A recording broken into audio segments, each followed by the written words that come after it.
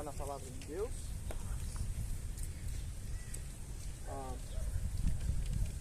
Vamos encerrar a oração de Jesus, João 17.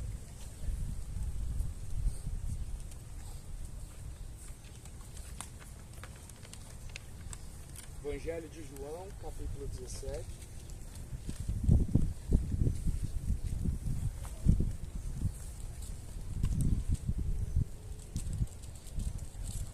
Os últimos versículos,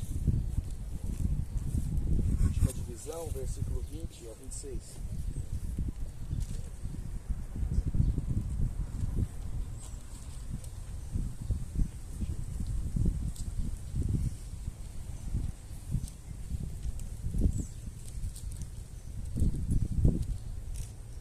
Todos encontraram? Vamos ler então, irmãos. João 17, de 20 a 26. Leamos com fé a palavra de Deus, que diz assim: Não peço somente por estes, mas também por aqueles que vierem a crer em mim, por meio da palavra que eles falaram, a fim de que todos sejam um. E como tu, ó Pai, estás em mim e eu em ti, também eles estejam em nós, para que o mundo creia que tu me enviaste. Eu lhes transmiti a glória que me deste, para que sejam um, como nós o somos, eu neles e tu em mim, a fim de que sejam aperfeiçoados na unidade, para que o mundo conheça que tu me enviaste e os amaste como também amaste a mim. Pai, a minha vontade é que onde eu estou, também estejam comigo os que me deste, para que vejam a minha glória que me conferiste, porque me amaste antes da fundação do mundo. Pai justo, o mundo não te conheceu, eu, porém, te conheci, e também estes conheceram que tu me enviaste. Reconheceram que tu me enviaste. Eu lhes fiz conhecer o teu nome, e ainda o farei conhecer, a fim de que o amor com que me amaste esteja neles, e eu neles esteja. Vamos orar? Senhor, obrigado pela tua palavra mais uma vez, ó Deus. Se tudo o que fizermos aqui, Senhor, for falha, a tua palavra, que não tem erro e não tem falha, foi lida. Ó Deus, e nós sabemos do poder da tua palavra. Obrigado por esse momento aqui, que podemos expressar nossa fé, o nosso amor a Cristo Jesus, que por nós morreu, por nós se doou e ressuscitou para nos perdoar e nos dar a vida eterna. Ó Deus, que promessa maravilhosa. É isso que nos anima de fato e nos dá esperança a cada dia. É isso que nos dá esperança de lermos um texto como esse. E não só lermos, mas buscar entender e também buscar praticar. Espírito Santo, esteja conosco e nos ajude. Em nome de Jesus. Amém. Amém. Nós encerramos então a parte da oração de Jesus, que Jesus está falando com seus discípulos, os 11 que estavam ali com ele diretamente, né? E agora Jesus vai incluir os discípulos que ainda iam crer, né? Nós vamos ver aqui no texto. Agora, uma coisa para a gente pensar aqui. Você já parou para pensar que Jesus está orando aqui um dia, na verdade uma noite antes da sua morte? Uma noite antes da sua morte Jesus está orando. E nós vemos no texto que ele está muito menos preocupado consigo mesmo, mas preocupado com os seus. Preocupados com seus discípulos. Ele não orou só para os seus 11, mas nós vamos ver aqui que ele também orou por aqueles que ainda creriam nele. E ainda aqueles que creriam nele. Você já parou para pensar que Jesus orou por você? Jesus orou pensando também em você.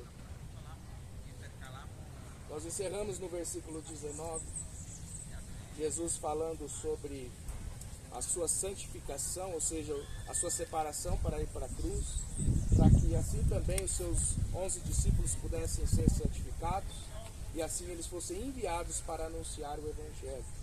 Nós vimos isso. E esse versículo ele abre caminho, irmãos, para que Jesus agora também inclua a nós, os futuros crentes. aqueles que ainda iriam crer no Filho glorioso, em Jesus Cristo. Jesus, então, fazendo essa extensão aqui dos versículos 20 a 26, nós vamos ver que essa oração, esse término da oração do capítulo 17, Jesus ele está entrelaçando alguns propósitos. No mínimo 3 propósitos aqui Jesus está entrelaçando. Ele vai falar da unidade dos crentes, de como os crentes devem ser da unidade. Ele vai falar do testemunho dessa unidade, do testemunho da igreja ao mundo. E ele vai falar de um amor eterno de Deus, para que futuramente, de fato, os crentes possam ver a plena glória de Jesus, né? São esses os 3 temas. Ele está caminhando entre união, missão e glorificação. A grande ideia que eu pude, ou a frase que eu pude resumir esse texto seria essa: Cristo une o seu povo, o envia como testemunha ao mundo, os conduzindo à contemplação da glória eterna de Cristo. Então, irmãos, preste bastante atenção, porque talvez, como é uma exposição, como se diz, dos propósitos, talvez nós não vamos seguir certamente versículo por versículo ali, mas vamos unir alguns versículos para mostrar esses propósitos, ok? Normalmente a gente faz sequencial, né? Verso por verso, mas preste atenção, porque nem sempre isso vai acontecer aqui.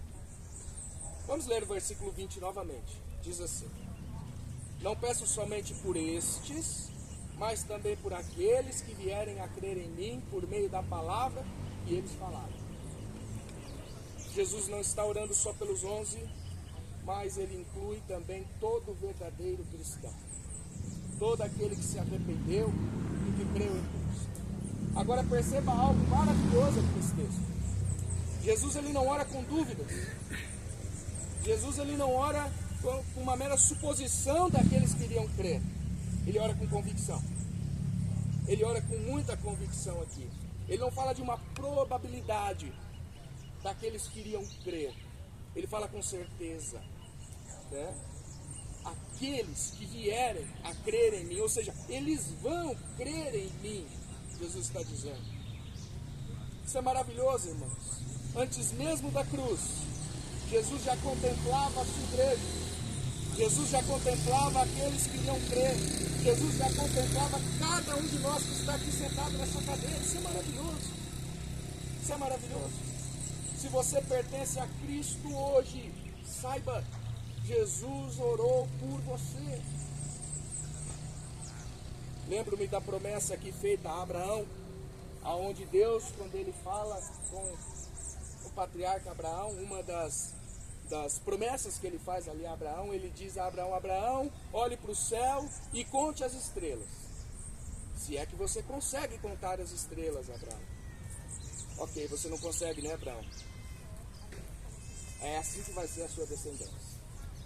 Eu fico imaginando então, Jesus aqui também, vislumbrando todos os crentes que ainda iriam crer, como se fossem estrelas, uma multidão de estrelas no céu, a qual ele conhece, a qual ele chama pelo nome, a qual ele tem o tempo certo para chamar e vir a ele para crer, para confiar. Porém, como essas pessoas, esses futuros crentes chegariam à fé? O texto também está nos falando, né? Por meio da palavra que eles falarem. Vamos entrar aí no texto, no versículo 20 ainda.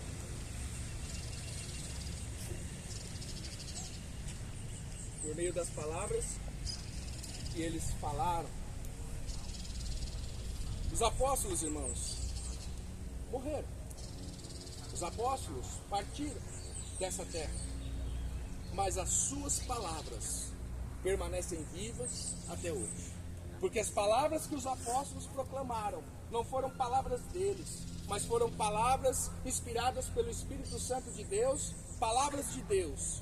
É por isso que quando nós lemos o texto bíblico, nós lemos as palavras dos apóstolos, nós ouvimos Deus de fato falando conosco.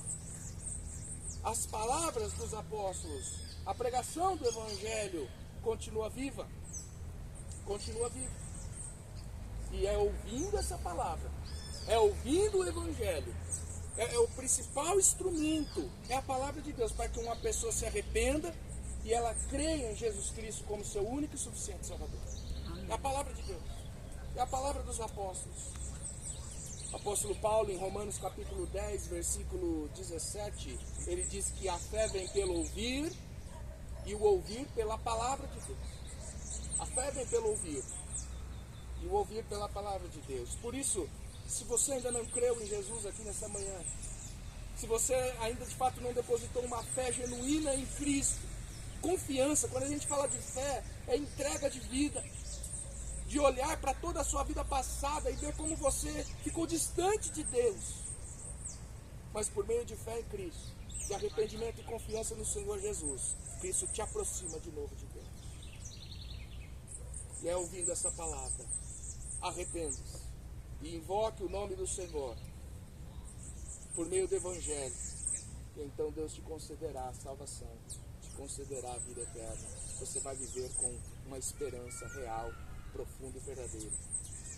Agora, observe o primeiro propósito da oração, né?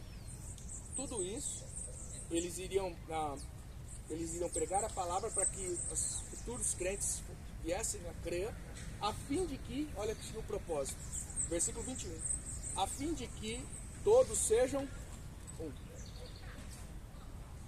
O propósito é a união, a fim de que todos sejam um. Essa unidade não é simplesmente estar aqui reunidos num culto na praça, por mais que isso faça parte, é claro, mas ela é uma união muito mais profunda. Ela é uma união espiritual. Ela não é uma união simplesmente física. Como eu disse, acho que no domingo passado, muitas pessoas estão se reunindo em lugares para assistir o jogo da Copa do Mundo. Mas nem por isso elas estão de fato no mesmo espírito, ou de fato unidas espiritualmente. Mas o tipo de união aqui, se sejam um, que Jesus está proclamando, é algo muito mais profundo. Afinal de contas, como nós de fato poderíamos estar juntos, ter essa união se fosse física? Como nós poderíamos nos unir, por exemplo, aos cristãos que já morreram?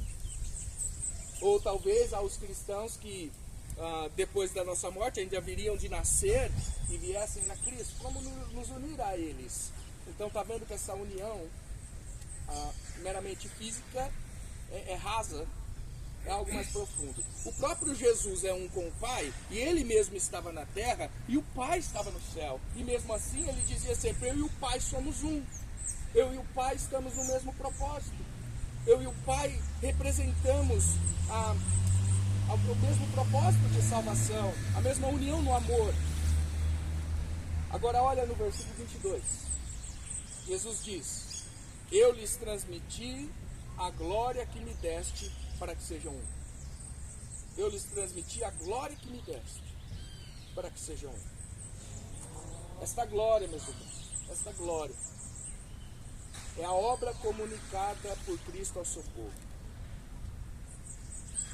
Não só da sua vida terrena, as falas, os sinais, os milagres que ele fez, isso é glorioso, isso de fato mostrou a glória de Deus, mas também o seu trajeto de ir para a cruz, de morrer por pecadores que não mereciam, como nós, e ali ele dar a sua vida por nós. A obra da salvação, a obra do sacrifício de Cristo, essa é a glória. Jesus, ele nos transmite graça através da sua obra gloriosa.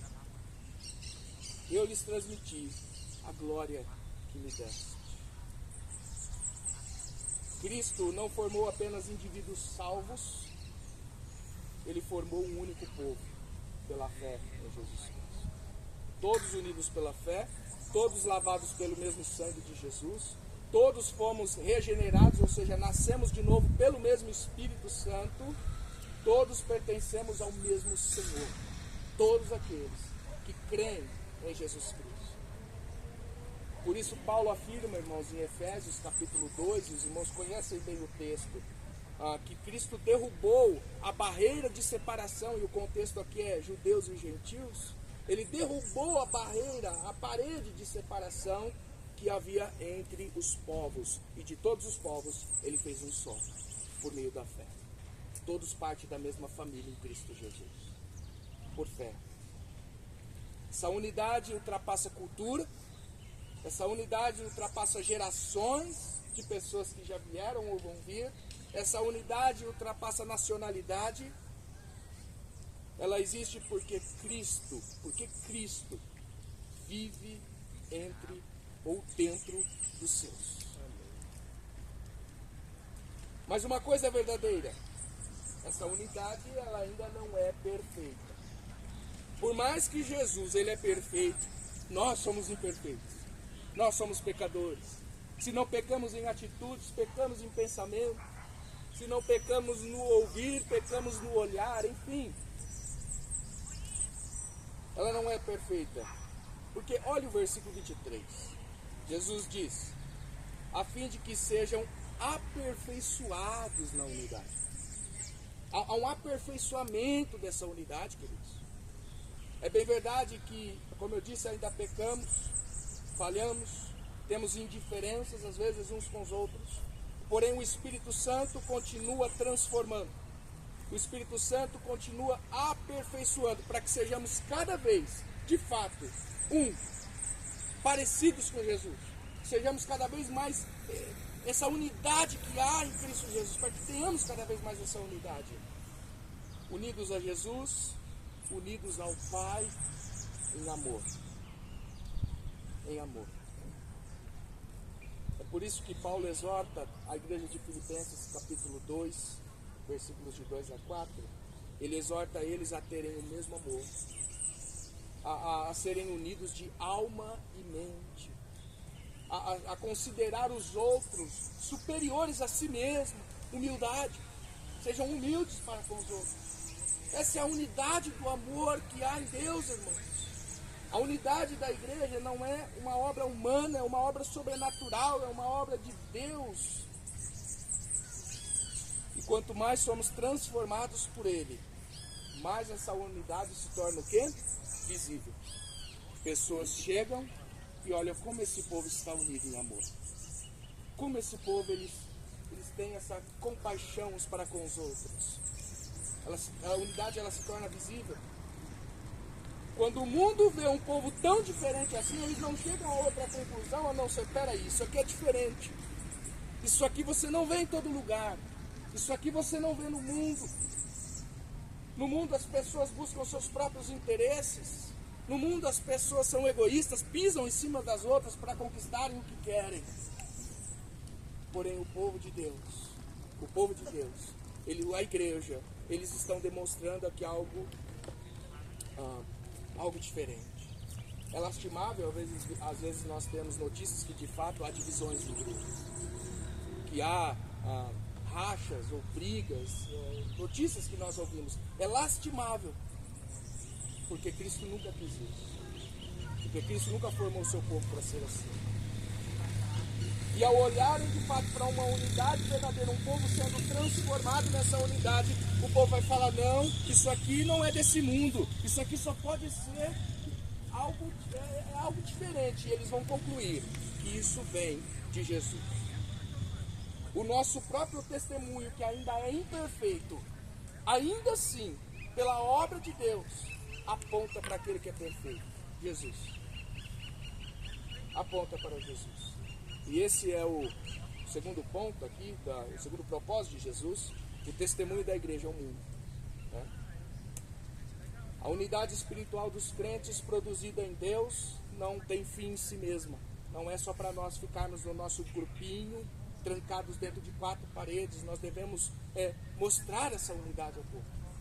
Mostrar essa unidade ao mundo. Mostrar essa unidade ao bairro do Jardim Irajá. Né?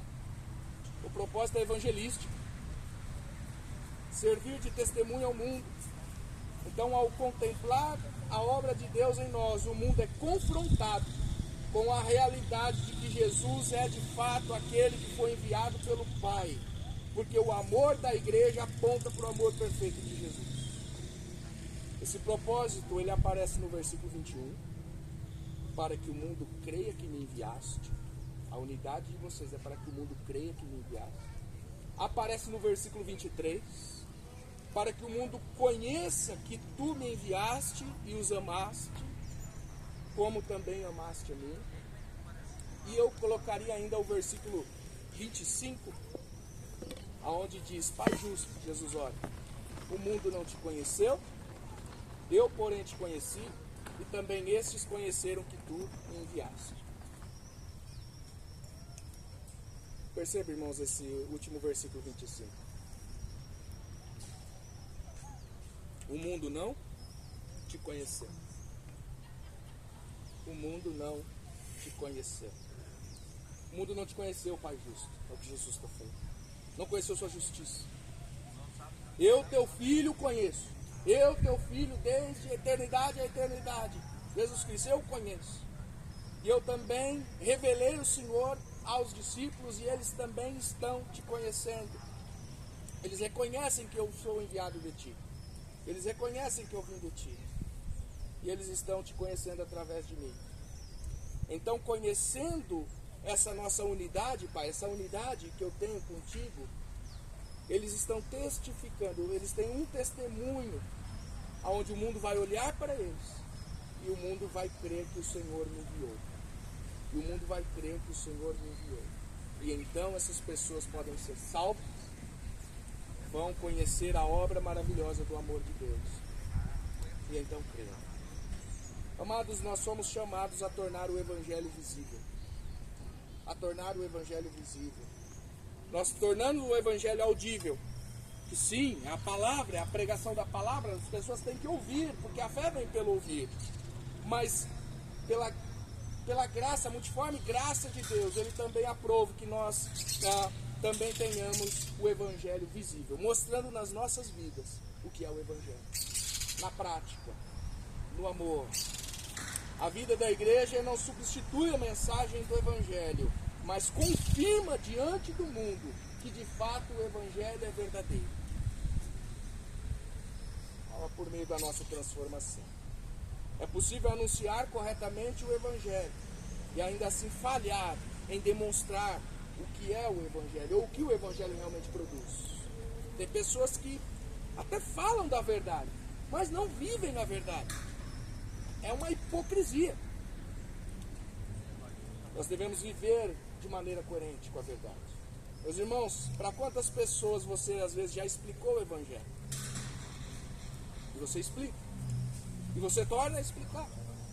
E não entra, ela não entende. Nós sabemos que a obra é do Espírito Santo, mas também você pode notar que às vezes tem pessoas que estão anunciando o Evangelho aos outros, mas não têm uma vida coerente com o Evangelho. Isso quebra o seu anúncio do Evangelho. Isso enfraquece o seu anúncio do Evangelho.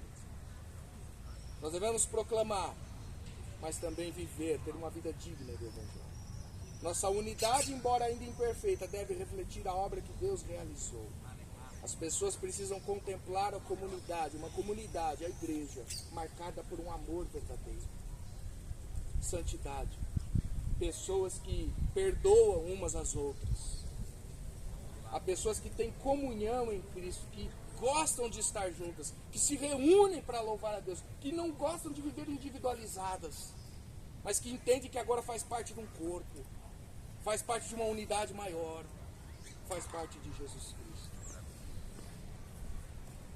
Queridos ouvintes, se hoje nós saímos das quatro paredes da igreja Batista no Jardim Irajá e nos reunimos nessa praça, não é porque nós queremos nos mostrar às pessoas, não é isso, mas nós queremos que as pessoas vejam Cristo através das nossas vidas.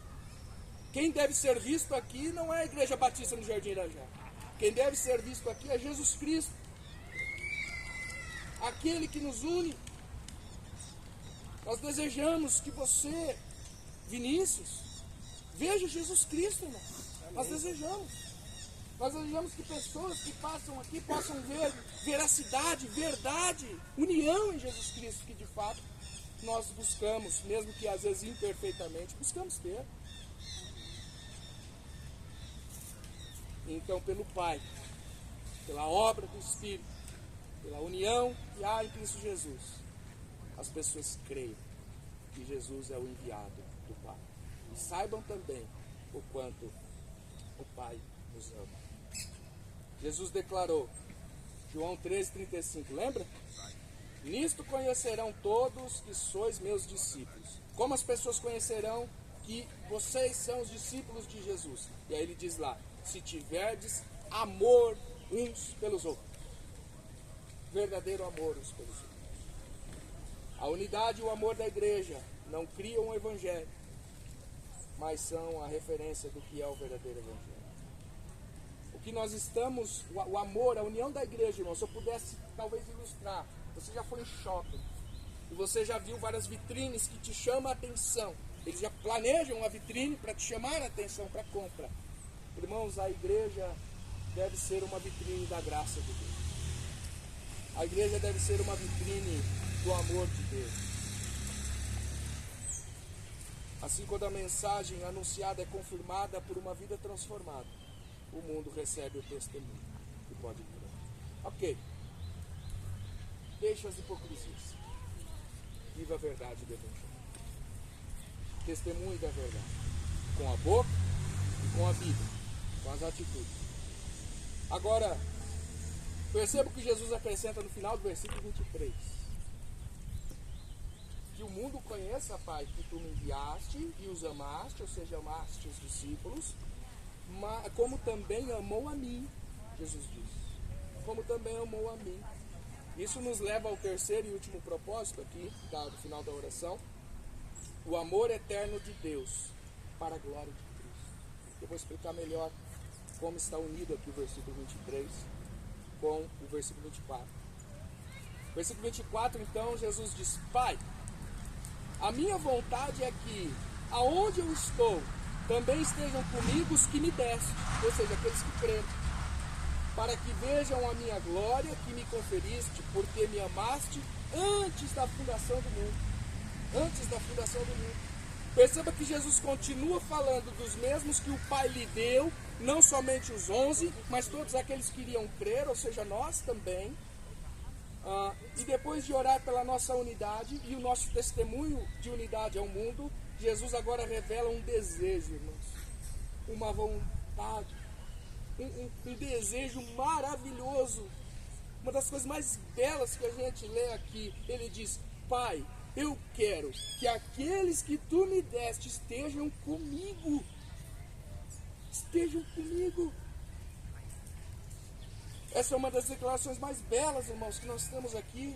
O maior desejo de Cristo para nós não é apenas sermos protegidos do mundo, protegidos do mal, protegidos do diabo, do maligno, nem apenas que sejamos usados na missão de espelhar o Evangelho, mas que finalmente eles estejam comigo, Pai, para sempre.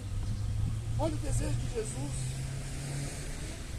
Irmãos, o céu é maravilhoso, não principalmente porque não haverá dor, não haverá mais lágrima, não haverá mais morte. O céu é maravilhoso porque Cristo está lá e Ele quer estar conosco para sempre. O maior presente da salvação não é uma cidade de ouro, irmãos. É a presença eterna do nosso Salvador. Meus irmãos, isso é maravilhoso. Que esperança gloriosa que Jesus deseja para a igreja, para os cristãos. Eu quero que você esteja comigo para sempre. Jesus quer isso para você. Pessoas podem te ignorar. Pessoas podem não querer sua presença por perto. Pessoas podem dizer, te ignorar, dizer que não quer te ouvir, que não quer você por perto. Até mesmo parentes próximos, filhos. Enfim, porém Jesus diz, eu quero que Ele esteja comigo para sempre. Para sempre, irmão. Para sempre. Isso é maravilhoso, irmão. Quantas pessoas, nós somos tão ignorados pelo mundo. Pessoas não dão um real para nós, do nosso esforço, do que fazemos, de como nos dedicamos.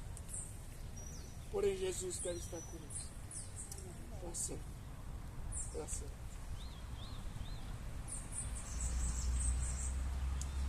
Jesus acrescenta um objetivo maravilhoso. Eu não quero que vocês estejam comigo apenas para sempre, mas para que vejam a minha glória. Para que também vejam a minha glória. Que glória é essa, irmão? glória é essa? Será que é a mesma glória que nós vimos no versículo 22? Que é a glória da obra de salvação de Cristo? Não, essa nós já contemplamos. Que glória é essa então que Jesus está se referindo aqui? Eu creio que essa é a mesma glória que ainda não foi revelada a nós. É a glória do versículo 5. A glória, Pai, que eu tenho contigo desde antes da fundação do mundo. Desde antes de o Senhor me enviar para que eu me tornasse homem para salvar a humanidade. A glória que eu tenho contigo de eternidade a eternidade. Eu quero que a tua igreja esteja comigo para ver essa glória. Para ver essa glória, contemplar essa glória. A glória do Filho Eterno, compartilhada com o Pai antes da criação do universo. Não há palavras que descrevam esta glória. Todas as minhas tentativas, talvez, de descrever essa glória, falharia. Porém, Jesus, ele dá uma pista. Porque me amaste antes da fundação do mundo. Porque me amaste antes da fundação, antes que criaste o mundo. Antes que existisse céu, antes que existisse terra, antes que existisse anjos, antes que existisse humanidade, já existia um perfeito relacionamento de amor entre o Pai e o Filho. O amor de Deus não começou quando Deus criou o mundo. Deus sempre foi amor, é a essência dele. Deus não tem amor, Deus é o verdadeiro amor. Desde a eternidade o Pai ama o Filho e o Filho ama o Pai. Eles estão unidos na comunhão do Espírito Santo. É o amor trinitário da divindade, o esplendor da glória do Filho, do amor do Pai. E agora observem algo extraordinário. Se no versículo 23, Jesus disse que o Pai ama os discípulos, como também amaste a mim, como o Senhor Pai também amou a mim. E no versículo 24, nós acabamos de ler sobre o amor eterno que o Pai sempre teve pelo Filho. Isso implica que nós temos o sublime privilégio de sermos introduzidos no amor que sempre existiu entre o Pai e o Filho. Amor eterno. Que amor é esse? Por favor, leia comigo rapidamente. Me veio aqui à mente agora, Efésios capítulo 1.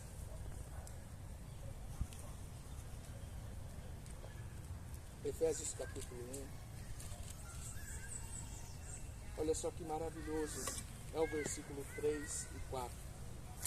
Bendito seja Deus e Pai de nosso Senhor Jesus Cristo, que nos abençoou com todas as bênçãos espirituais nas regiões celestiais em Cristo.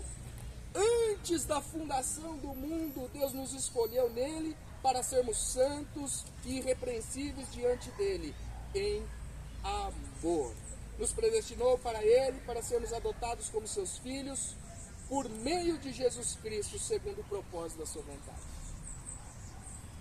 O Senhor te amou em Cristo Jesus, desde antes da criação.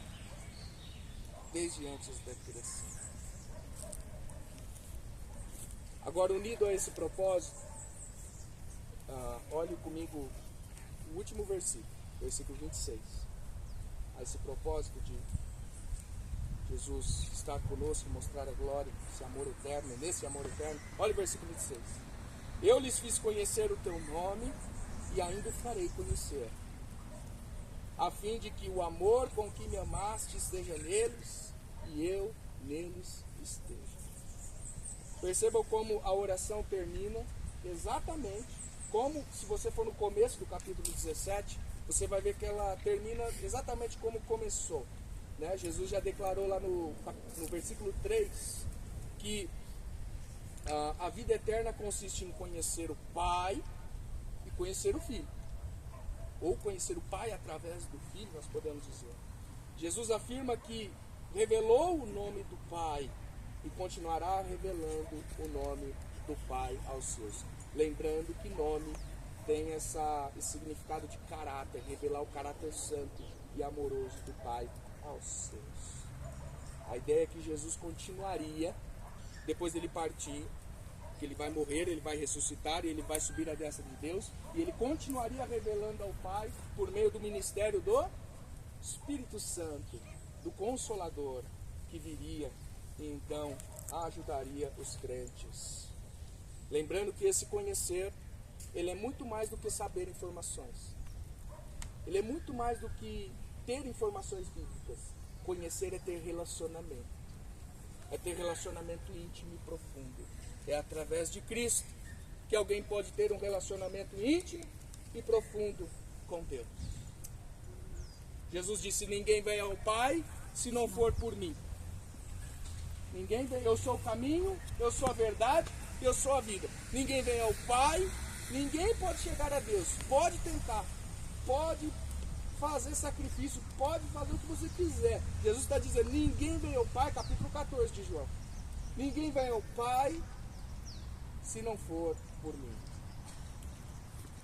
Vejam aqui, irmãos, a profundidade do que Jesus está afirmando, dessa verdade. Jesus não está apenas dizendo que Deus nos ama. Ele está dizendo que os seus discípulos são introduzidos no amor eterno do Pai, que o Pai sempre teve pelo Filho. E é esse amor, queridos, que a igreja está introduzida, que nos levará a realizar o desejo de Jesus, que é de que estejamos para sempre com Ele. E contemplemos de fato essa glória que ainda não nos foi revelada. Glória plena, glória majestosa, glória eterna que o Filho de Deus, Jesus Cristo, tinha antes da fundação do mundo. Em 1 Coríntios, o apóstolo Paulo, 1 Coríntios capítulo 13, versículos de 12 a 13, ele diz: porque agora, ele está falando sobre Jesus, porque agora o vemos como num espelho, de forma obscura, depois veremos face a face. Agora meu conhecimento é incompleto, depois conhecerei como também sou conhecido. Agora, pois, permanece a fé, a esperança e o amor, porém o maior deles é o amor.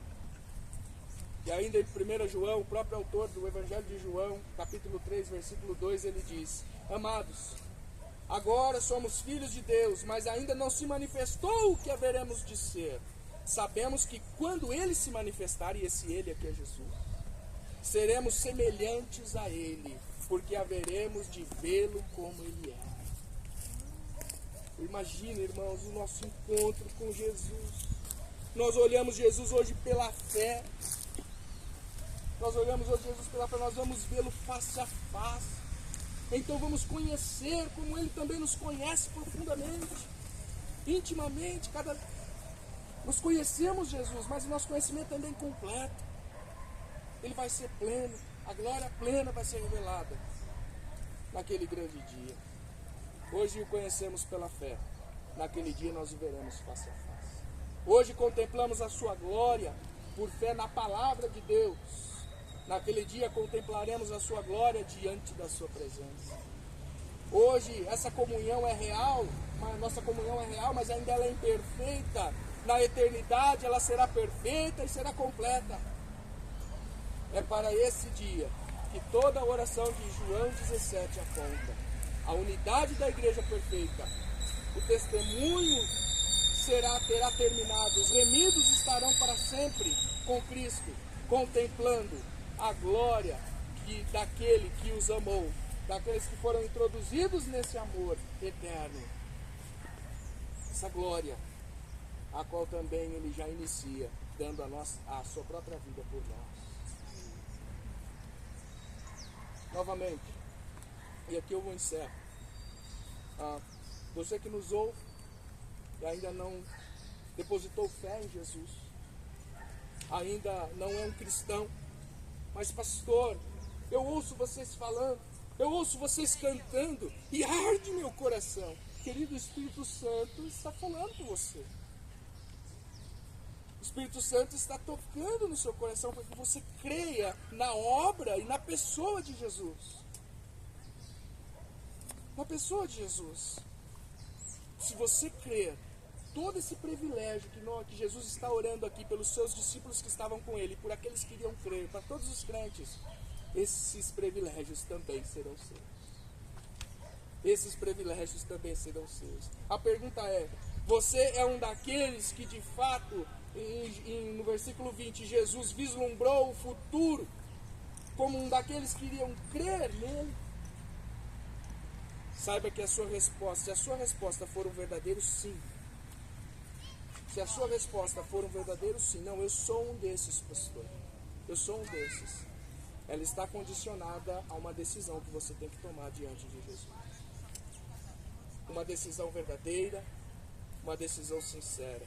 Se você está ouvindo a palavra dos apóstolos aqui, a palavra de Cristo, a palavra de Deus, não endureça o seu coração nessa noite. Não crie mais resistências. Você é uma daquelas estrelas que Jesus vislumbrou e que Ele está esperando apenas que você atenda ao seu pedido. Creia. Creia no que Ele fez por você. Ele promete receber todo aquele que vem até Ele pela fé. Se essa for a sua atitude, eu reforço, Jesus orou por você. Jesus orou por você, para que você também tenha essa unidade com a igreja. Seja um em Deus e com o povo de Deus. Que você também agora, diante dessa atitude, testemunhe do amor de Deus às pessoas. E que você também, no futuro, na volta de Jesus, você vai estar para sempre na presença de Deus e vislumbrar a glória, aquela glória que ainda não foi manifesta, completa, do Senhor Jesus Cristo. Amém, queridos? Amém. Essa é a palavra que eu tenho aos irmãos nessa manhã. Eu convido você a orar comigo. A orar comigo. Se você foi tocado de alguma forma, e de fato, pastor, eu acho que é isso. É esse Jesus que está faltando aqui nesse buraco no meu coração. Eu já tentei preencher com tanta coisa, com droga, com álcool, com pessoas, e não preenche. Talvez hoje você encontrou a peça que faltava de fato para você ser plenamente preenchido. Depois você pode vir falar comigo se assim aconteceu com você. Vamos orar? Senhor Deus, obrigado, ó Pai, pela Tua palavra. Obrigado pela Tua graça e a Tua misericórdia em nossas vidas. Ó Deus, como é bom, como é viva a Tua palavra. Como ela, de fato, Senhor, penetra no mais oculto dos nossos corações. Ó Deus, Espírito Santo, sei que nos abençoaste. Sei que nos tocaste nessa manhã. Que o Senhor venha nos ajudar como igreja a sermos cada vez mais unidos como um corpo de Cristo. Que o Senhor venha de fato nos ajudar a testemunhar dessa unidade, não só com palavras, mas com as nossas atitudes ao mundo, Pai. Para que o mundo te conheça, que conheça que o Senhor é o enviado de Deus. Ó Deus, te louvamos porque o desejo do Senhor é que sempre nós estejamos contigo para sempre. Amém. E contemplamos a tua majestosa glória. Obrigado por esse tempo. Abençoe a cada um de nós. Receba a nossa adoração e edifique o teu povo. Em nome de Jesus. Amém? Amém. Amém.